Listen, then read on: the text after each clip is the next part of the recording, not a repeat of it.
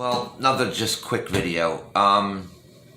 Because, I'm going to keep talking about the Great Reset. The Dow just hit above 30,000, and that's a milestone. Never happened before, so Trump's claiming it, Biden's claiming it. It's based upon nothing. Nothing.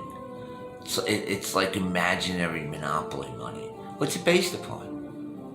We're having so-called COVID cases surging, people are unemployed, supply chains are breaking down. But what I wanted to talk about is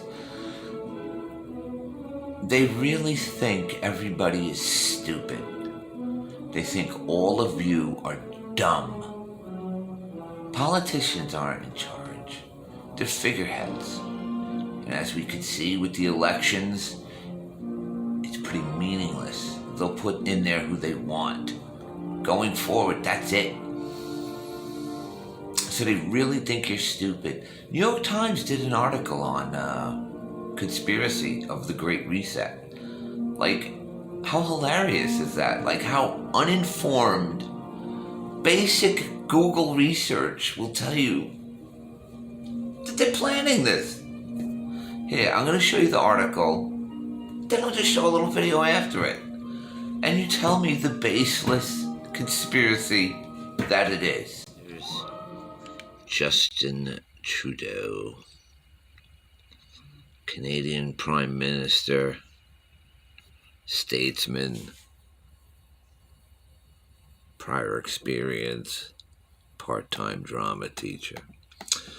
So this is an article, a baseless conspiracy theory about the coronavirus has found a new life as cases surge once again.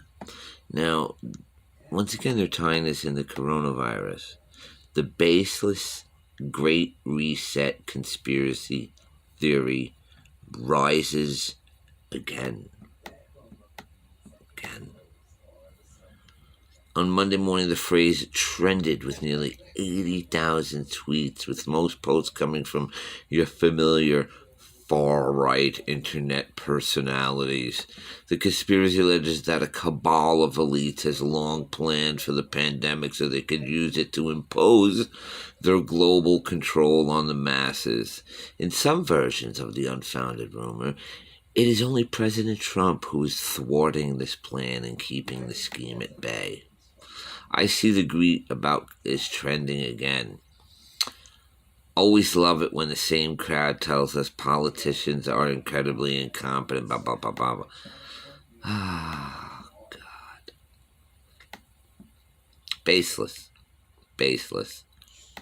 Baseless, right? It's baseless.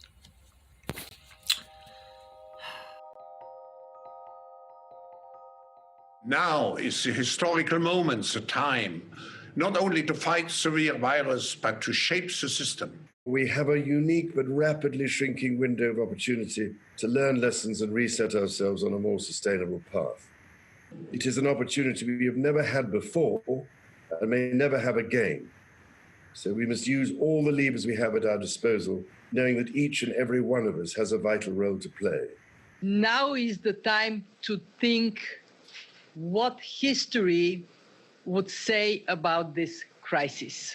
And now is the time for all of us to define our own role. What is it that would make it so that history would look at this crisis as the great opportunity for reset? The Great Reset is a welcome recognition that this human tragedy must be a wake-up call. It is imperative that we reimagine, rebuild, redesign, reinvigorate, and rebalance our world. Rebalancing investment, harnessing science and technology, and advancing the transition to net zero emissions, all elements of the Great Reset, are fundamental to building the future we need. The world's problems fit on three sides of a triangle.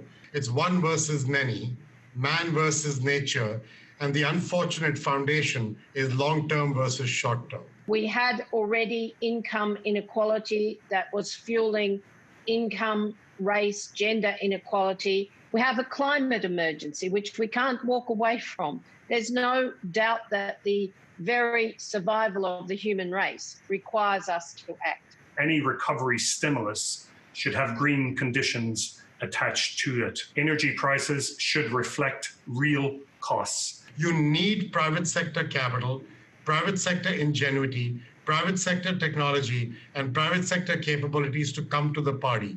You need enormous trust between the private sector and the public sector for this to actually work. We have to change our economies dramatically in the next 20 or 30 years, and the next 10 years is absolutely decisive. The recovery has to be greener than any of the previous recoveries. And in order to do that, we need to ensure that the stimulus package, including fiscal and monetary, are much greener than they were before. So we cannot waste this opportunity to ensure that the very precious money that's raised from the next generation is spent on green and low carbon. We will now start a quite high number of task forces to look at all the different issues, and we will present all those ideas to the people assembled in Davos. But at the same time, we will make Davos very different, very open, to ensure that we do not fall back to old recipes, but that we really look at forward-oriented solutions. Young entrepreneurs, especially from developing countries that are there and can see the right problem, can really step up and create solutions. Finding profitable solutions to problems of the people and the planet, and we're starting to see firms move to that, and we're seeing firms that behave responsibly in that way actually doing better on conventional measures of profitability and doing better in this particular period. We've also seen social entrepreneurs step in incredible ways. Not only has it exposed the precarious reality, but then it has also exposed the opportunity to recenter the reset around the most vulnerable and those on the edge, where it only takes something like a pandemic or difficult circumstances to slide into poverty. And then we need to couple that with new initiatives to equip more people with the digital skills they'll need, not just to have a tech job, but a job that is increasingly tech-enabled in almost every part of the economy. If we can empower consumers with all of this, I think we unleash this next generation to have a much broader impact more quickly. We can never again allow our health, education, care systems to be underfunded. We need our imagination here. Possible is being redefined each and every day right now. So the next time someone tells us that tackling climate change is either too costly or too difficult, I think we need to remind them and remind ourselves of what just is happening right now. We not only have to demand change, but also create change. We have to live up to the expectations which we have created, and we will do so.